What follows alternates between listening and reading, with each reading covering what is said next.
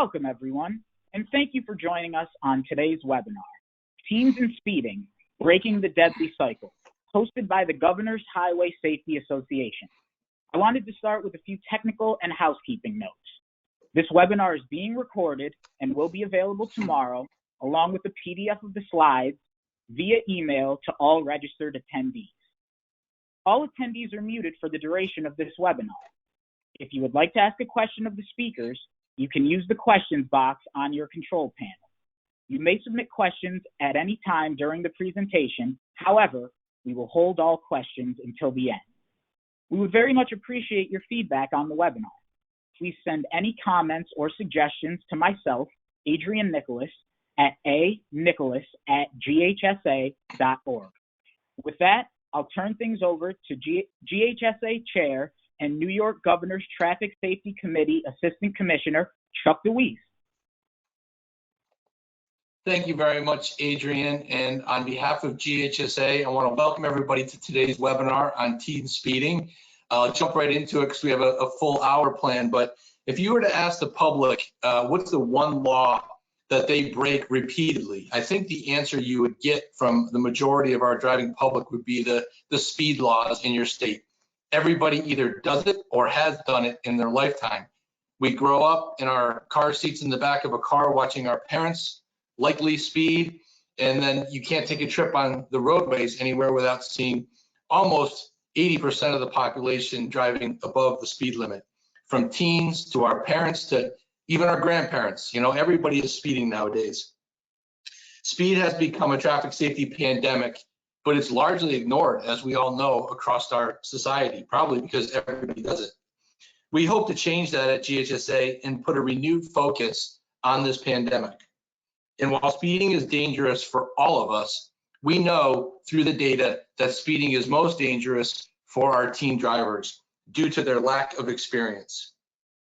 Thanks to Jim Graham and the Ford Fund, who we partnered with Ford for almost 18 years with Ford, the Ford Fund, they graciously funded and partnered with GHSA on this report.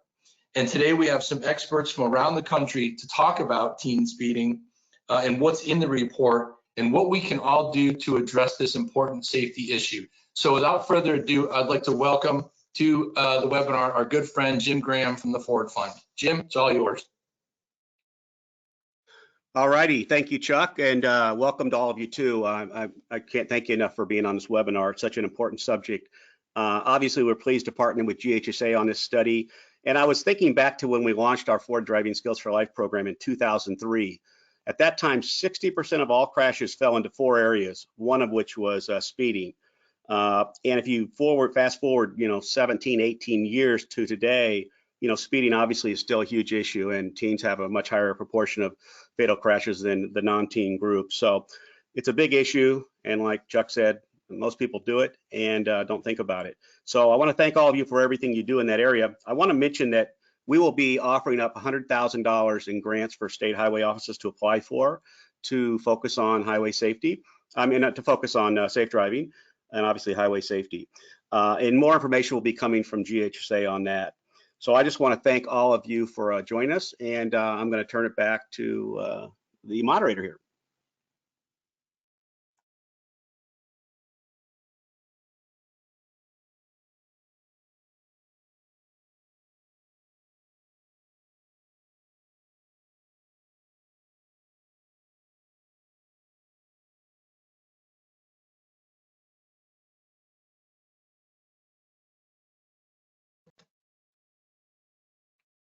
Pam, are you Hi, muted? everyone.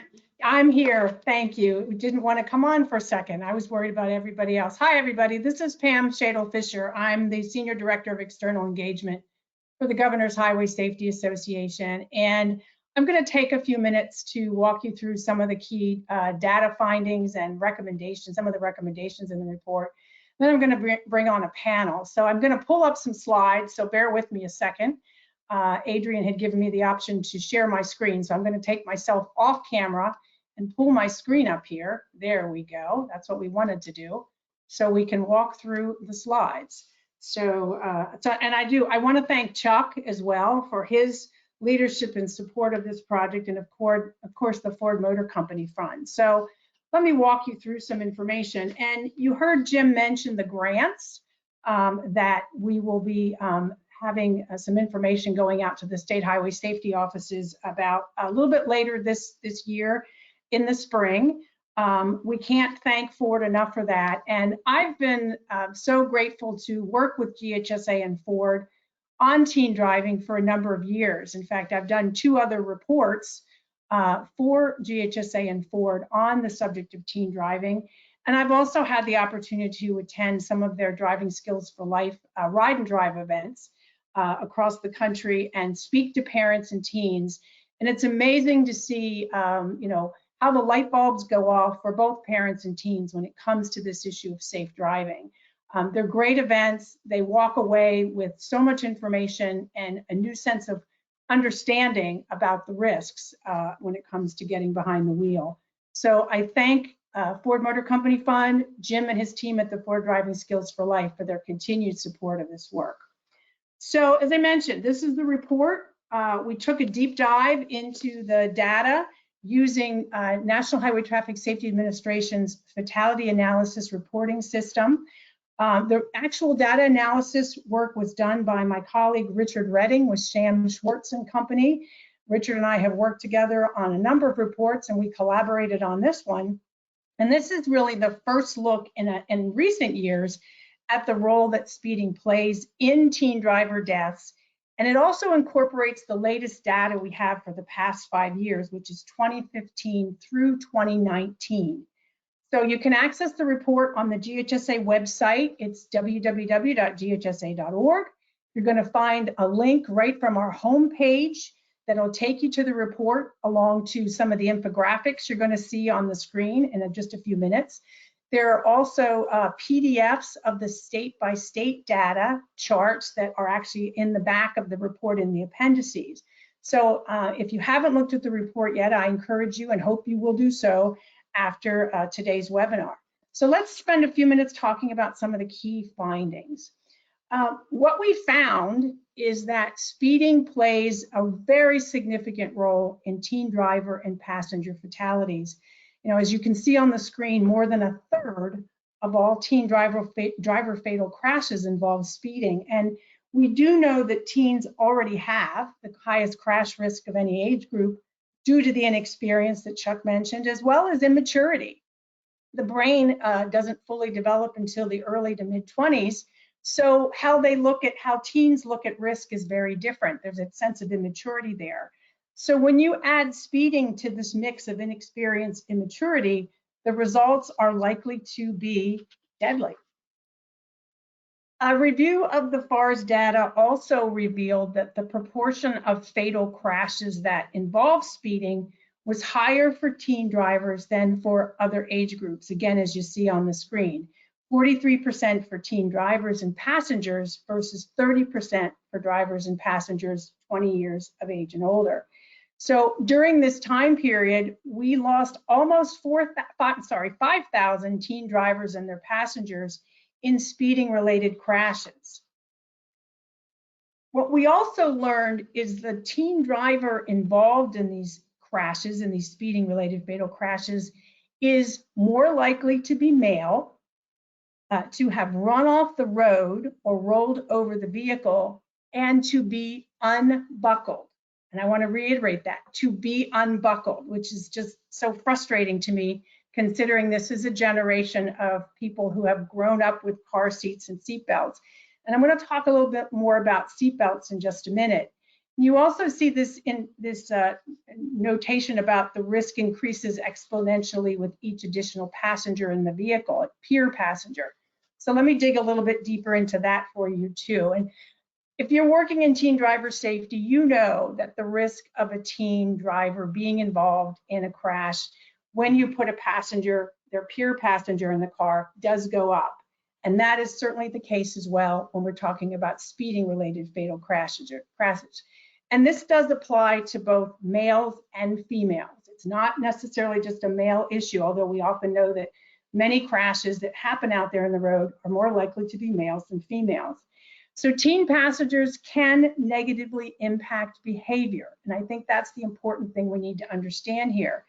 You know, you might have passengers in the vehicle that could goad the teen driver on. Hey, let's try to see how fast we can go. Let's catch some air.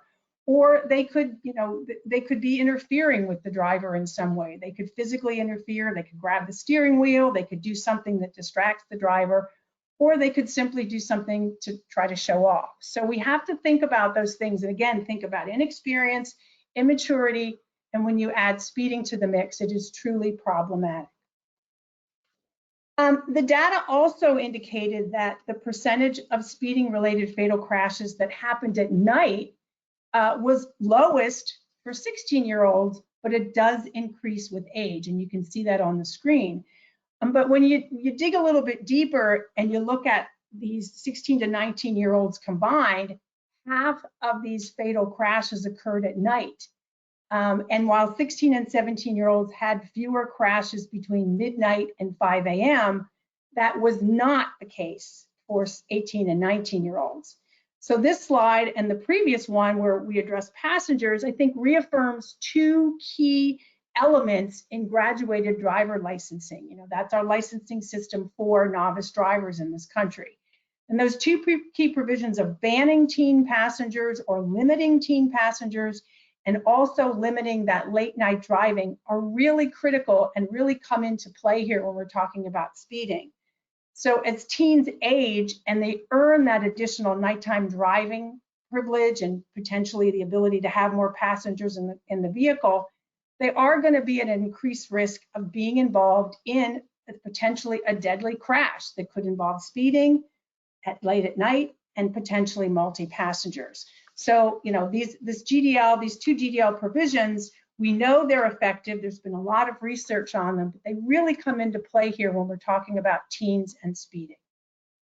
Okay, seatbelts. I want to get back to that. So the number of unrestrained, fatally injured teen drivers in these speeding-related crashes absolutely increases with age. We know this, but and it begs the question, why? I mean, what is going on? We think it could be the result of exposure. So the number of licensed drivers by age is going to go up. The amount of time spent driving by age increases. And I think that teens typically feel more comfortable driving at higher speeds as they gain experience. And potentially this level of comfort may result in lower belt use as teens age, which is truly concerning. And I want to show you one more graphic here. So as you can see, the lack of belt use was for fatally injured drivers and their passengers was lowest for 16-year-olds at about 43%, and it was highest for the 17-year-olds at 47%, as well as also the 17-year-olds. It dipped a little bit at 18. But again, we're talking about nearly half of these fatalities, these speeding-related crash fatalities, involved unbelted drivers and occupants. So thinking about this, you know, what can we do? You know, we know again that this is a group that has grown up with car seats and seatbelts. So this is this drives me crazy. I mean, it's baffling to me. The last thing I want to talk about in terms of the data that we looked at was where these speeding-related fatal crashes are happening.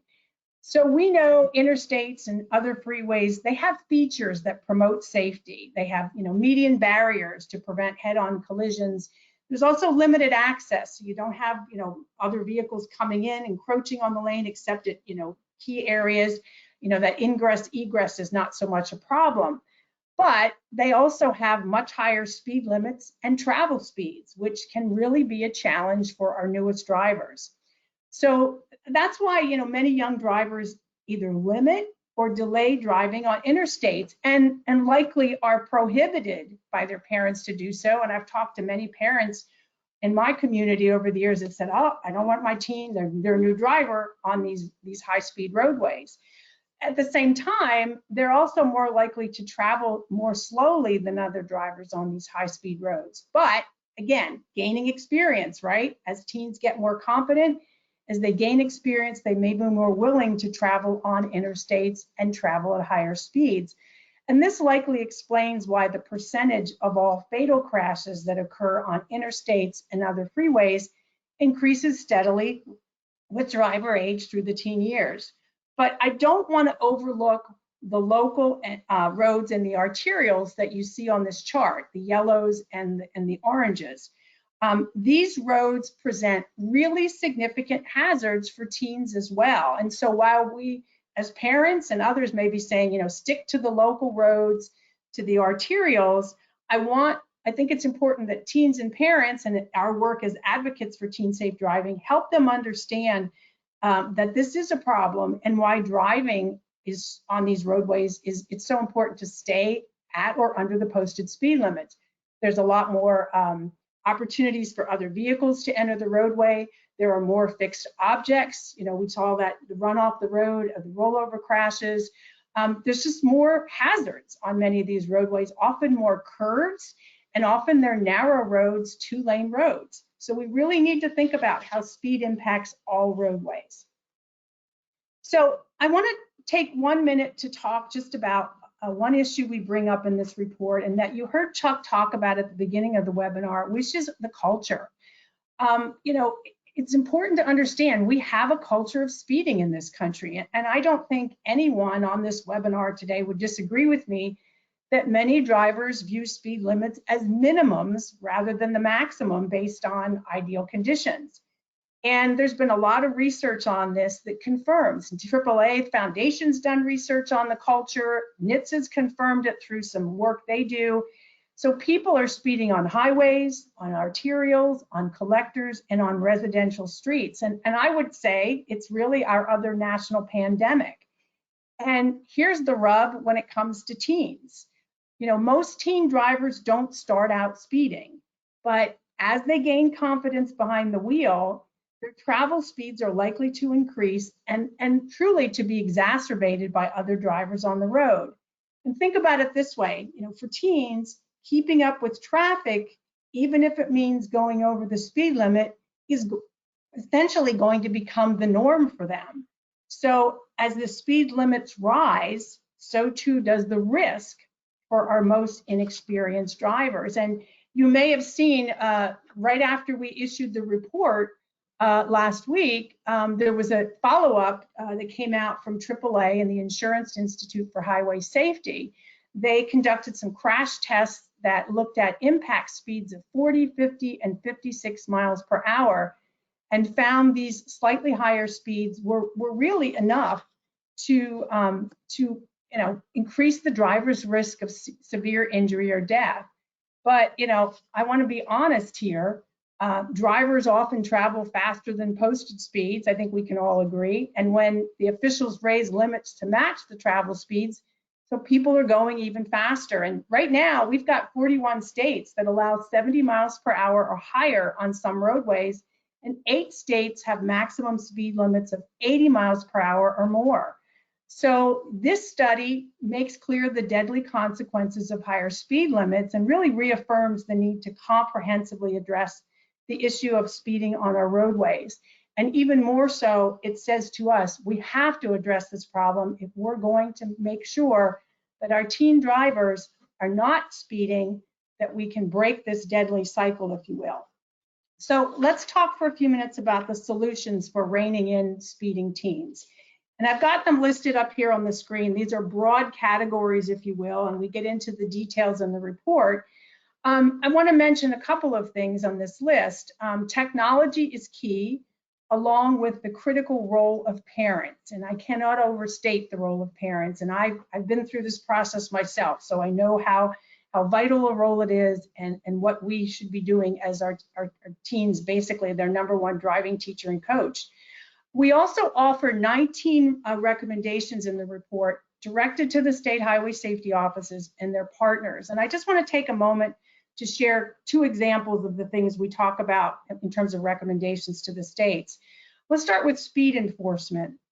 We know there are challenges, including insufficient resources. We can't put an officer on every roadway. And there are concerns about racism and profiling in terms of what's happening out there on the roads. So we know speed enforcement activities don't specifically target drivers by age, but one of the things we suggest is that law enforcement agencies look at conducting periodic speed enforcement at crash-prone locations frequented by teen drivers, places like, near high schools, shopping malls, and entertainment complexes. And we also point to the proven countermeasure of automated traffic enforcement, or what we prefer to call speed safety cameras, which have been shown to dramatically reduce speeding. Many states, however, prohibit this technology. Some don't authorize it or restrict its use to, say, work zones or school zones. So we are encouraging states to partner with organizations that can advocate for this technology so that we can really, change behavior, and that's what we need to do. The other thing I want to mention is parental monitoring, and I am a huge fan of this. Some automakers offer equipment that allows parents to limit teen driving behaviors. And I'll give the example of Ford's MyKey technology. It's one of 3 that we talk about in the report. So MyKey is a standard feature on all models, and it does come with a special teen driver key that parents can program to limit the vehicle top speed. In this case, it's no more than 80 miles per hour. And it does provide audible warnings as the teen reaches speeds of 45, 55, and 65 miles per hour. And also, we're thinking about that problem with seat belts. It has a belt minder that not only chimes, but it mutes the audio speakers until the teen driver buckles up. So think about that. That's a tool available. And then there's also cell phones. We know teens are carrying cell phones, and we want teens to have them with them in their vehicles for safety purposes, not to be using them while they're driving. But here's the thing, the prevalence of cell phones among our teens does really present an opportunity for parents to use a growing number of apps. And again, we talk about some examples in the report that they can use to keep tabs on how their teen is driving, essentially in real time. And they can get information back about speeding, hard braking, and other things that are happening, and use that information to sit down at the kitchen table and have a conversation about what's going on. And if necessary, get back out there and do some work with teens, coaching, practicing with them behind the wheel. So, but the one thing we say, and we're very clear about this, for these in-monitoring systems and apps to be effective, parents need to be engaged and use the information to coach their teens. That's vitally important. Okay, so covered a lot of ground pretty quickly. So I'm going to stop, and I'm going to invite 3 teen safe driving advocates to join me in talking about some of the things that we discussed in the report, some of the solutions. I want to get their insights in this. So I'm going to be bringing on Rick Birt, who's president and CEO of SAD, the National Health and Safety Organization that's committed to youth empowerment. Linda Fech, who's Teen Driver Safety Program Coordinator for the Michigan Office of Highway Safety Planning. And Violet Marrero, who is Consumer Safety Director for NJM Insurance Group, which is based in New Jersey. And Linda, in addition to coordinating the Michigan Office of Highway Safety, partners with Ford Driving Skills for Life to offer the Strive for a Safer Drive program in schools across the state of Michigan. And Violet's organization, NJM Insurance Group, launched its statewide teen driver safety program in New Jersey in 2013, and 4 years later expanded the program to include Share the Keys, which is a nationally recognized parent-teen orientation program. And you can see their email addresses up there on the screen. I encourage you to reach out to them afterwards if you have any questions about what they're doing. And they're readily available to chat with you. So I'm going to hand my screen back to Adrian. Adrian, you can take it back. There we go. And I am going to turn on my camera. And let's see if I can make that work. There we go. Hi, everybody. And we're going to take a few minutes to talk. And we're also going to remind you again that we have the questions box in the control panel. If you have questions, feel free to put them in there. I've got Adrian, as you heard Adrian's voice before, monitoring things for us, so we can kind of see what's going on out there and try to incorporate some of that into our discussion. So let's kind of dig into this. I pointed out earlier, changing our speeding culture is really important, and I know it sounds really daunting, but knowing the three of you and the work you're doing with teens and parents, I think we can break this deadly cycle for novice drivers.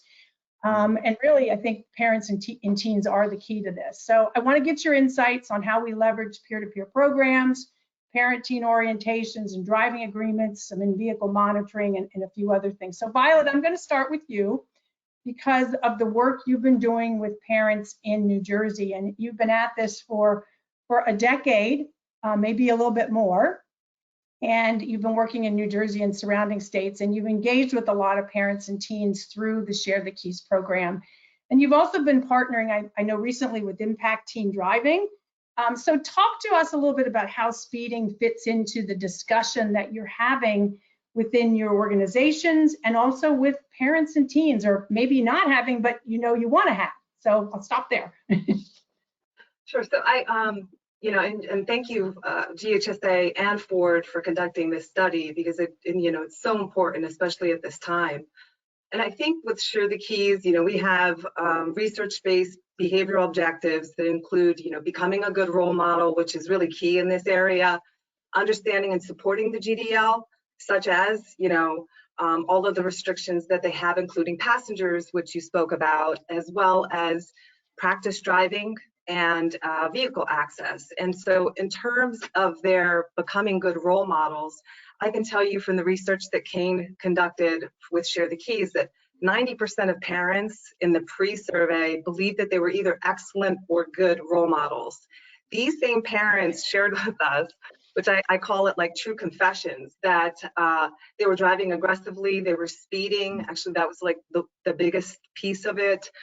They weren't obeying traffic signs or laws. They were driving intoxicated, as well as not wearing their seatbelts, another thing that you saw in your research, as well as texting and talking on their cell phones. And so while I think the practice driving period, I can understand why their parents would be restricting and observing and making sure that they're obeying the law, they're eventually going to revert back to what they saw for the previous 16 years, right? Mm-hmm. And so parents don't realize that they've been demonstrating all of these terrible behaviors for them. And, as noted, speed is something that you see so prevalently on our roadways. And so, again, that influencing factor, what we saw, which is really promising, is that 6 months to a year later, we had like 92% of these teens weren't involved in crashes, which is, a sign of a really effective intervention. 90% of them became better role models, and they told us how, which I think is phenomenal in terms of what it is specifically that they did, whether it was, they didn't speed anymore, or they stopped using their cell phones, etc. And they also increased their practice driving. And I think it's important for parents to understand that you do need that variety in terms of practice driving, and in particular on highways. And so we're always encouraging them to do things like get their teens out in the snow. And, I'm sure a lot of our viewers here are aware of the fact that we had a lot of opportunities lately, right? And showing them how to maneuver on the highways is essential. They don't know how to merge on the highway unless their parent is showing them, or someone is guiding them to do that. And so really it's all about their understanding. What we found, and Pam, we did those public hearings years ago together. We heard over and over and over again, parents just really didn't understand their role, and they believed, which, now we can, as professionals, we can say, my goodness, that the driving school was going to teach their teen how to drive, and they really didn't have any responsibility. So it was a hands-off approach. And, for many of us, we remember that approach because that's the approach that our parents themselves took. And so I think it's so important for parents to just become aware of their role and understand how much influence they have, how much power they have. CHOP showed that they're 50% less likely to be involved in a crash when their parents are involved and they're monitoring their behaviors and they're supportive and helpful. So, I just think that, all we really need to do is get out there and educate parents, and that they'll take the initiative to do the things that they need to protect their young drivers. At least that's been our experience with Share the Keys, as well as with Impact Teen Drivers Parent Program. Great. And let me just ask one question. I know in this Share the Keys program, it's really important that it's not just about telling parents what to do, right? It's really about helping parents understand what they can do and helping them try on those behaviors. Can you talk a little bit about that? I think that's really important. Sure. So the approach that we took was not to tell parents what to do at all, because we recognize that in terms of behavioral change, that wouldn't be a good approach.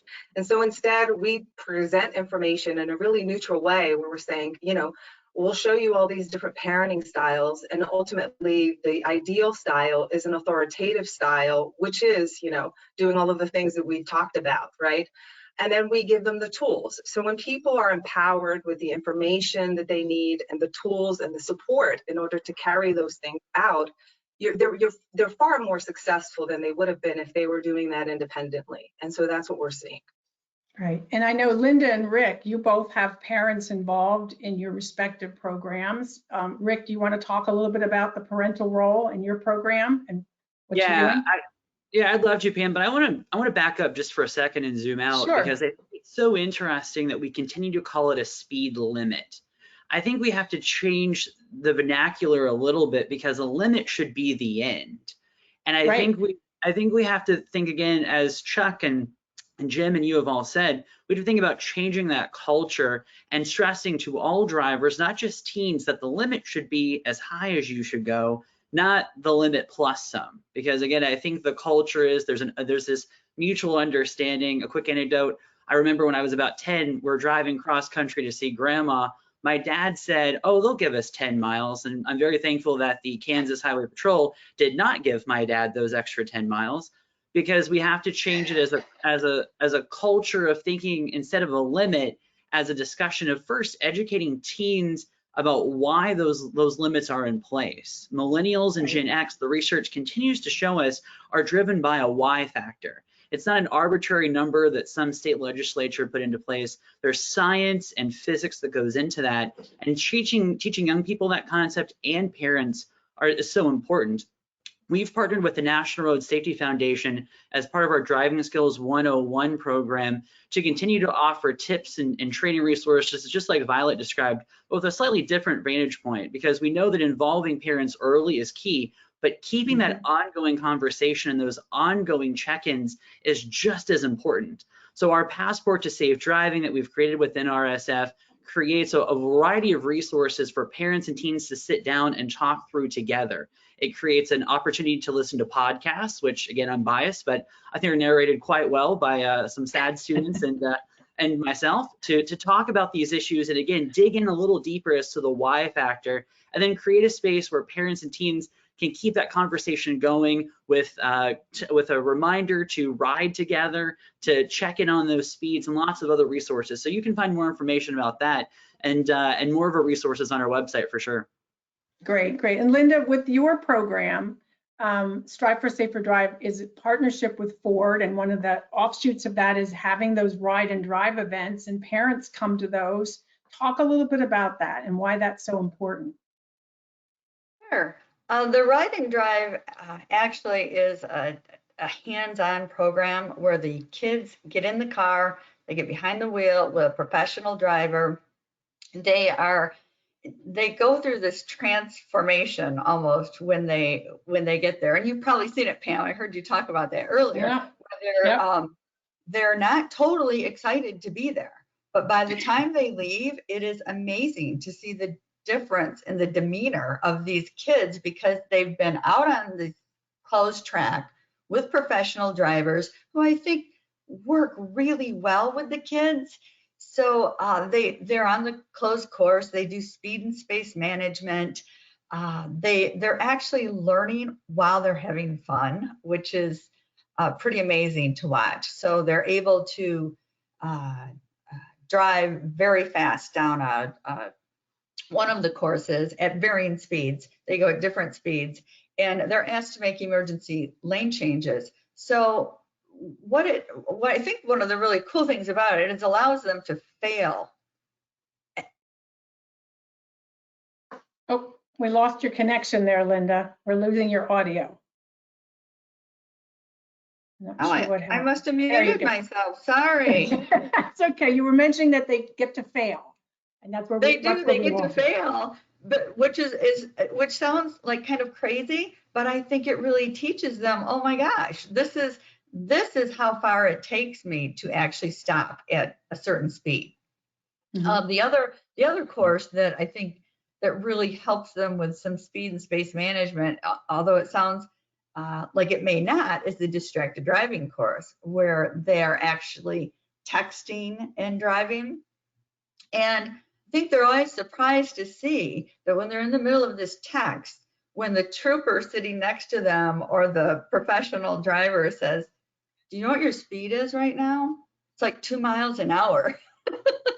and they're like, what? I'm still knocking down all these cones.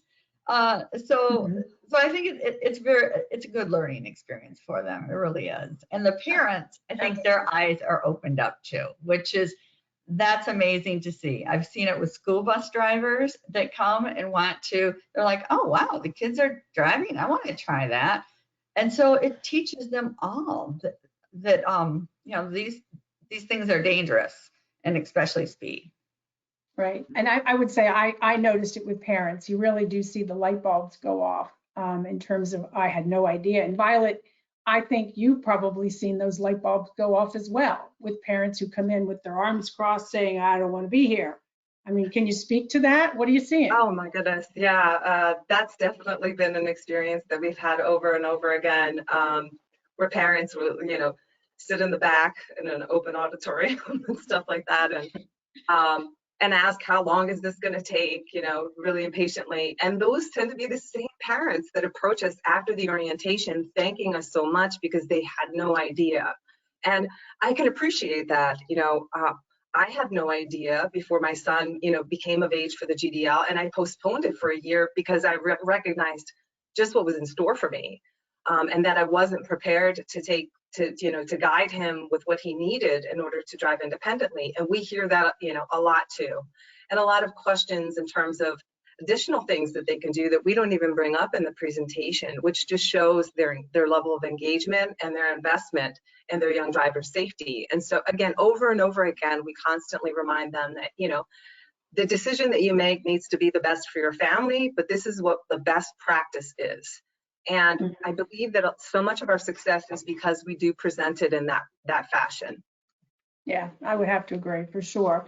I want to talk about empowering youth here, which is in my earbuds are falling out here, which is in everybody's wheelhouse as well. And Rick, I want to start with you in terms of, SAD's focus on this. Talk about the role that teens really can play in addressing this speeding issue with each other, with their peers. Yeah, we continue to see, Pam, that one of the most influential moments in a teen's driving pathway is when they're in a situation and they know that the driver, they know that the behavior inside the vehicle isn't quite as it should be, and that power is summoned to speak up. We know that power to speak up and that empowerment that we can give young people to first identify the behaviors that are appropriate inside the car, whether that be horseplay, number of passengers, and of course, in this case, speeding, that's absolutely critical. It is one of the most influential things that can change not only the behavior of the driver, but really model the behavior in a friend group or a social circle of what will be acceptable. So we do several things at SAD to really foster that environment. And, I really appreciate GHSA sponsoring another report in which you were involved, Pam, looking at the power of peer-to-peer programming. Yeah. Those 8 components that report highlights are absolutely critical and absolutely essential. And that's what we promote at SAD, is looking at how SAD chapters in our case, or whether it be an FCCLA chapter, Teens in the Driver's Seat, any peer-to-peer program can use the ability of those 8 components to pass on a positive and evaluated message that gets young people involved and really uses their creativity and their passion for these issues to really spread on a safe driving message. And especially when you do it in the fidelity of a SAD chapter or a standing group, that messaging goes on and on. It's not a one and done presentation. It's an ongoing vehicle to drive the change that we need in our schools and communities around the issue of speed. Absolutely, absolutely. And Linda, you folks also, the Strive for a Safer Drive program is peer-to-peer, and it's working in schools across the state. You know, what are you finding with the teens in terms of this issue of speeding? Is it top of mind for them? No, I would say it's not. The Strive for a Safer Drive program is the partnership with Ford, and Ford provides funding for the schools to create a traffic safety campaign. They have a choice on what campaigns what topics they would like to work on. Speed, I would say, is probably down at the end of the list. So that's a real challenge for us. I go back and look at each year, how many of the schools are actually doing speed? I knew that distracted driving was very high on the list. They really, really like distracted driving and choose that often. Many of the schools do, and I don't know if it's because it's like the flavor of the day or what it is, but the speed, I did go back and look at one of the speeding proposals from this year, and one of the schools is working on it. And what I find really interesting is that it's criminal justice students that are working on this particular speed campaign, and they are in a career and technical education center. So they have kids coming from schools from all over the region.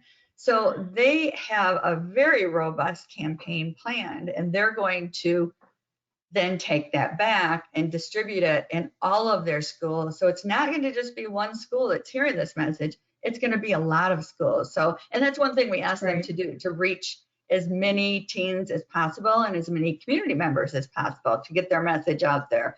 So I thought that was really interesting. Their slogan is, "Before you proceed, watch your speed." So they come up with catchy slogans, which are helpful.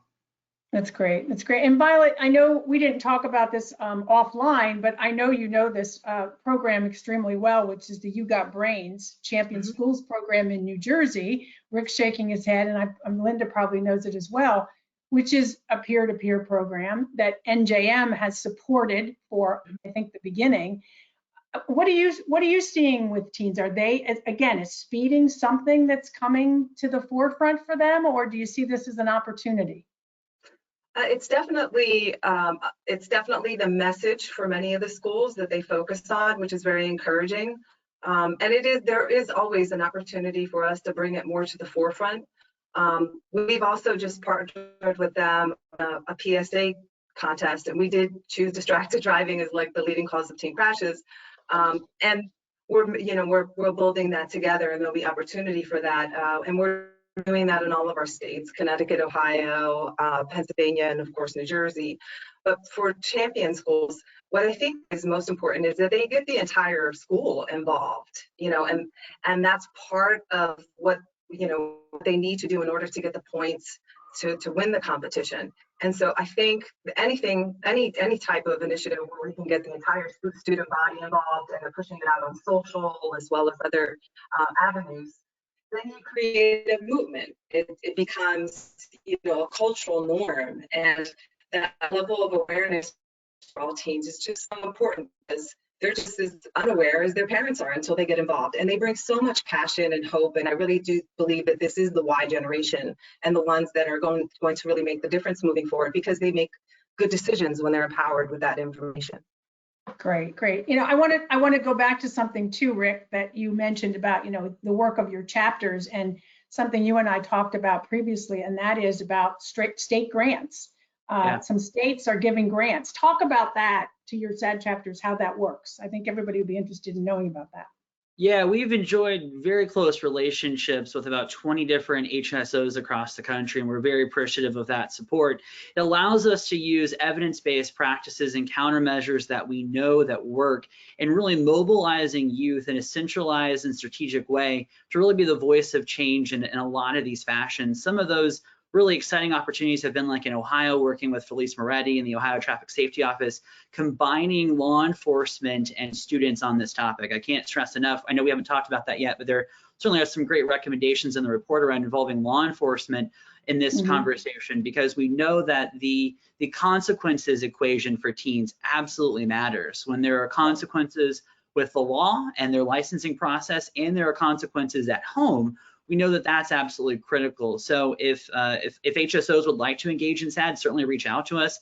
If we're not already knocking on your door with opportunities, there certainly are ways that we can leverage, again, the lessons that we've learned nationally to customize those products to really understand the unique culture of each state. You know, it's great that we have 50 states, and understanding the culture around each state is absolutely key, because there are differences in laws and approaches to freedom and enforcement, just like you said, and finding that balance between best practices and customization, absolutely key. Yeah, and I'm curious, Violet and Linda, you know, feel free to jump in here. How has law enforcement been engaged in your programs in any way? Just curious. Yeah, in Michigan, they are an invaluable partner. They really have been great with the Strive for a Safer Drive program. They help with promoting the program. They help with advising. They help with speaking.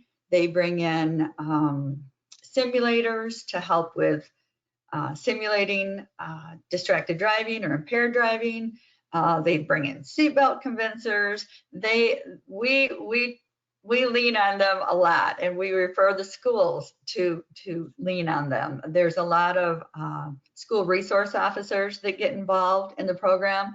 And I do want to say that SAD is wonderful. We have SAD advisors in Michigan that participate a lot in Strive for a Safer Drive. And that's invaluable. And especially the law enforcement officers are really, it's been a great partnership with them. Great. Violet, you want to add anything to that? Sure. So, I mean, we have such an incredible law enforcement community, both in New Jersey. I mean, obviously, you know, we've been so involved in New Jersey for so many years. Many law enforcement officers take on the role of facilitating our programs with us or independently, which obviously helps us, especially because they're speaking from that voice. In Pennsylvania, you know, we're partnered with the Pennsylvania DUI Association, and they're closely related to the entire law enforcement community. So we're seeing a lot of buy-in now in their interest in involving themselves with our programming. And obviously through impacting drivers, they've also been very successful in establishing those relationships to get them involved, because they're key in this process. We absolutely need them at the table and involved in pushing out this message.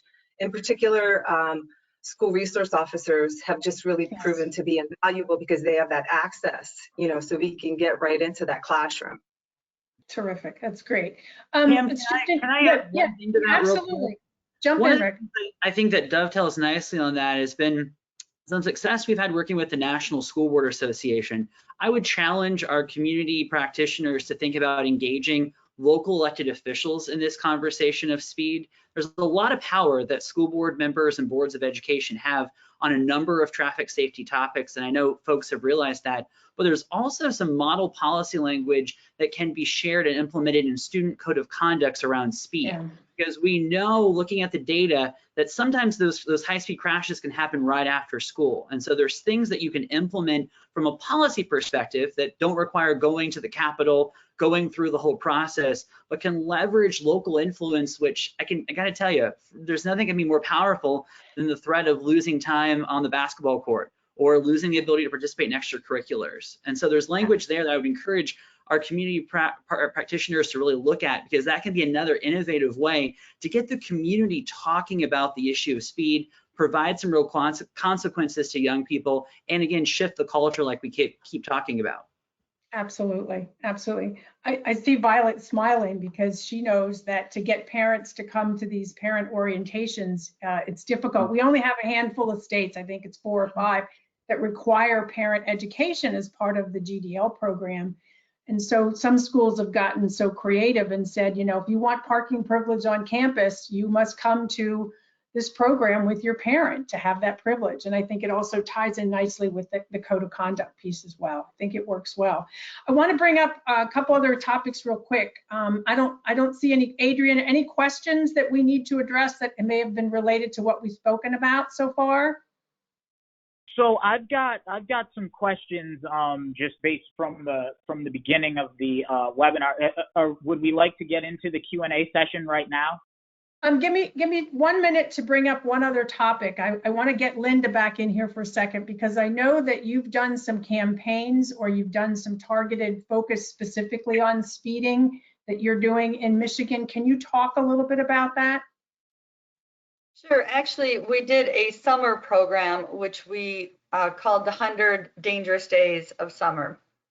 We had planned to start it in May, but because of the pandemic, it was delayed a little bit, and we got a late start with it. But it really proved to be quite successful, we thought. And the speed, what it entailed was putting messages out directly to teens on social media platforms. And we talked about speed. We talked about a lot of things, but the interesting insight is that the speeding creative garnered the most clicks, and it accounted for 20% of the clicks. And so what we did is we had fact sheets that when they clicked on it, it took them to our website. So it helped with some exposure on our website too. And we had a couple of videos that they could watch, but the speed one took them directly to the speed fact sheet. And it was pretty amazing. We were quite impressed, because we had like over 2 million impressions and just about 38,000 post engagements. We had a lot of video views, so it was, I think it did pretty well. Yeah, sounds like it. Sounds like it did well. All right, I'm going to pull Adrian in here for a second. Adrian, do we have some questions for the panelists or me? Throw out what you got.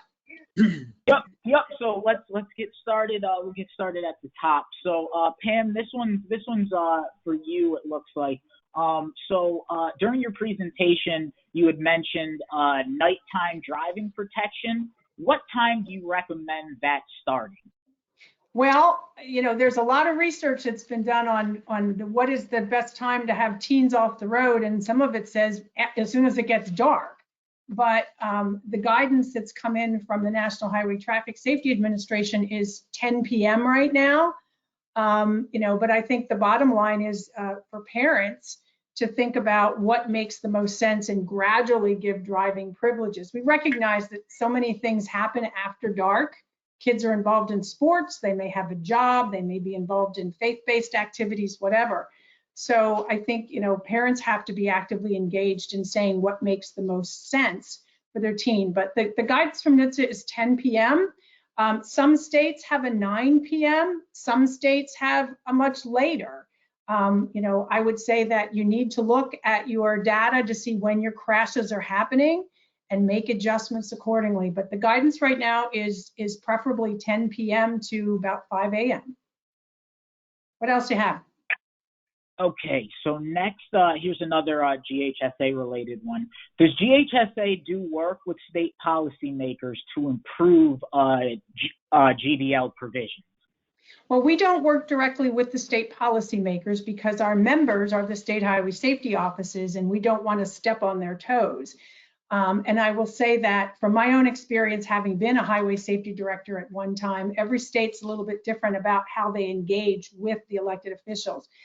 State highway safety offices can't directly lobby for legislation, but they can be tapped to come in and help provide information. They can be expert witnesses, if you will, or provide expert testimony and provide information on the extent of a problem. So Violet and I worked together many years ago in New Jersey to strengthen our GDL law. We spent a lot of time at the State House providing a lot of background information to legislators so they could make informed decisions. And I'm sure that's the case, Linda. I know in Michigan probably as well, and in the other states. So other questions, Adrian? Yeah, so this next one is more for the whole panel. So there's been a lot of talk about what's been done to prevent crashes, such as graduated driver's licenses and the number of peers in vehicles.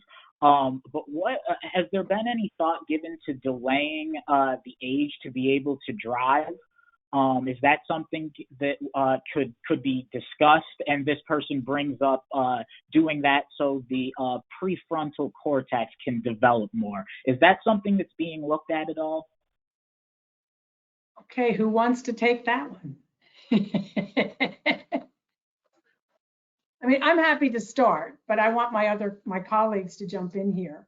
You know, the ages that states have established are something called bright line standards. They're not based on science. We know that.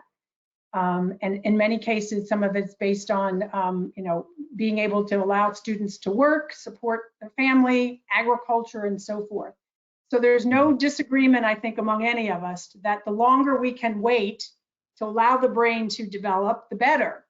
But, you know, I don't see any of us taking on the issue of lobbying for, you know, later ages. So does anybody want to jump in and add some thoughts to that? I will, actually. Oh, sorry, Rick. No, go ahead, Linda. Go ahead. Go ahead. Here's what I would say. I think that prefrontal cortex isn't really fully developed until 22 or 23. And I don't think that we would ever get, even if we tried to, I don't think we'd get anything past 18. And then we would still want them to go through GDL so that they learned and had experience and were exposed to different things and did it gradually. And that might be better. And I think we've talked about that a lot in Michigan, that because we can't, teenagers can go get their license at 18. It's a much less stringent process to go through. So they're done with GDL at 18. They're not going through it. So I think that's a really good question, because I think anybody that's first learning to drive should still go through some kind of GDL program. Rick, you want to add to that? Great. Yeah, I'll just build very quickly on what Linda said. I agree. I think it's a combination of brain development and also training. Not only allowing the teen brain to develop, but getting those skills that you need. And so, you know, we don't necessarily discourage delaying the license. We encourage parents to be actively engaged in understanding and assessing each teen individually, understanding where that responsibility level is, and then being super engaged in that process, not only to the point of licensure, but on up and past the age of 18, because again, we know that brain is still developing. So I think brain development combined with education is what gets us a safer teen driver. And okay, all I would add to that is Violet wants to jump in. Go ahead, Violet. Sorry, Rick. All I would share is that, you know, in New Jersey, we have, you know, you can't get a full license as part of the GDL until you're 18 years old, which is much older than a lot of states. And the pushback that I recall for reaching that age was really the socioeconomic factors, and how there were many young people who were, you know, contributors to supporting their households. But, you know, I am grateful that we do have that age limit, because we've seen gains as a result of that being the case. Absolutely, absolutely. Adrian, give us another one. Okay, so let's see. So this next one this goes back to something Pam, you and Violet had discussed a bit. So more and more states are having parents be the key instructor for teen driving. And this is a two-part question. So first, what happens if the parent is a bad driver? Would that give teens a bad instructor? And then part two of this is, are there states that still offer classroom and drive tests as a requirement to receive their licenses? Violet, why don't you talk about it? Sure. You know this as well as I do. So actually in New Jersey, we do have driver education in the classroom. We have behind the wheel instruction in probably just less than 5 schools in the state due to funding issues. But I would say bad drivers in general would probably not be great instructors. And having gone through this process with my children, I can share with you that I recommend to parents at every orientation that they really consider hiring a driving school to lay the foundation, because that really gives them, I think anyway, a better foundation than a parent who is a bad driver teaching them bad driving skills. And in addition to that, even if you're a great driver, it does not mean that you know how to teach someone else how to drive, let alone a young driver. And that definitely embarrassing enough. That was my experience. And so I enlisted the support even, after the case, just because I realized that there were things that I was going to miss that were really important. Absolutely. And I want to add to that. I think the other thing, I've said this to parents many times, is if you've never done this before, get some help. Talk to your teen's driving teacher and say, I need some tools to help me with this. And we also recognize there is a gap right now. We need to help teens, our parents, of teens, learn how to teach not just acceleration, braking, and steering, but those higher order skills, situational awareness, scanning, understanding speed management, and so forth. And that's not something that we're necessarily equipped to do. So we have some real challenges here that we need to address in terms of helping parents who are filling that void. Traditional driver education has gone away in a lot of places. So how can we help parents? We need to give them some tools. And it starts with these kinds of orientation programs and through, these other things we're doing. But I think it's important. It really is. Adrian, do we have time for one more question? Yeah, I think we've got time for one more before. Okay. And I think this is a good one to end on. Okay. So this one's for you, Pam. Would you repeat the potential funding opportunities mentioned at the start of the webinar? I think it's a great way to wrap up our discussion today. And before I do that, I want to thank Rick and Violet and Linda so much for being with us today and sharing your insights, your expertise. And I know all of you so well, and I can't thank you enough for what you do. We're going to beat this problem, and I'm convinced that if there's any age group that we can get to zero, it is teen drivers. And with the three of you and many others that work with you, we're going to get there. I really, really believe that. So thank you. Let me just repeat. So for Driving Skills for Life, in partnership with GHSA, we'll be making available $100,000 in grant opportunities to the state highway safety offices. GHSA will be in touch with the states later on, probably in the latter part of March, early April, with information about that. It will be a competitive application process. And the goal here is to have you review the report. If you haven't looked at it, remember, here's the report. And to look at those recommendations and to apply for grant funding to help you implement a recommendation or recommendations in that report. Our focus is on speeding. That's really what we want you to focus on. So that will be really the driving factor behind these grants. So look for that from GHSA later on, as I said, probably late March, early April, because we have one other grant opportunity going out before that. So again, I want to thank everybody, remind everybody, www.ghsa.org is where you can find the report. You can learn more about Rick's program at sad.org. You can go to Linda's, the Michigan Highway Safety Office Planning website, or just actually Google Strive for a Safer Drive, and it's going to pop up.